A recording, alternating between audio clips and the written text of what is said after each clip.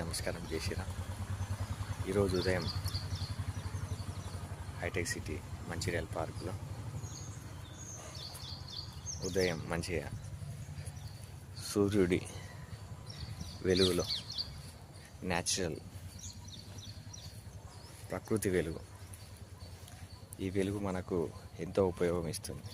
ఈ వెలుగు వల్ల మనకు శరీరానికి డి విటమిన్ చేకూరుతుంది, మన ఎముకలు దృఢంగా ఉంటాయి. అలాగే నేను ఈరోజు ఇసుకలో వాకింగ్ చేస్తున్నాను. ఇసుకలో వాకింగ్ చేయడం వలన కాళ్ళకు చెప్పులు అనేది ఈ రోజుల్లో ఇంట్లో చెప్పులే, బయట చెప్పులే, ఎక్కడ చూసిన చెప్పులే. ఆ చెప్పులు అనేటివి లెదర్తో కానీ, తోలు చెప్పులు కానీ, ప్లాస్టిక్ కానీ, రబ్బర్ కానీ, ఆ చెప్పుల వల్ల మనకు శరీరానికి ఏవి కుచ్చుకోకుండా మాత్రమే పనిచేస్తాయి. కానీ మన శరీరానికి వాకింగ్ చేయడం వలన మన పాదాలకు రోజు భూమికి మనకు మధ్యలో సత్సంబంధం ఉంటుంది. కాబట్టి మనము నడక అనేది చాలా మంచిది. పాదయాత్ర చేసిన వాళ్ళు చాలామంది సక్సెస్ అయిన వాళ్ళు ఉన్నారు. ఎన్టీ రామారావు కానీ, అలాగే వైఎస్ రాజశేఖర్ రెడ్డి కానీ, అలాగే పాదయాత్ర స్టార్ట్ చేసిన వినోబా భావే కానీ, అలాగే వైఎస్ రాజశేఖర రెడ్డి తనయుడు జగన్మోహన్ రెడ్డి కానీ. పాదయాత్ర అనేది ప్రతి ఒక్క ప్రజల్ని, మనల్ని కమ్యూనికేట్ చేస్తుంది. సో పాదయాత్ర వల్ల చాలా ఉపయోగాలు ఉన్నాయి. పాదయాత్ర అనేది చాలా మంచిది కూడా శరీరానికి.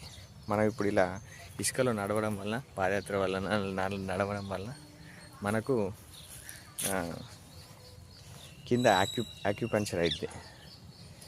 యాక్యుపంక్చర్ అయ్యి మనకు రక్త సరఫరా కూడా మంచిగా జరుగుతుంది. సో కాబట్టి రోజు ఒక 10 నిమిషాలు, 15 నిమిషాలు, అరగంటలో గడ్డిలో కానీ, ఇసుకలో కానీ, మట్టిలో కానీ వాకింగ్ చేయండి.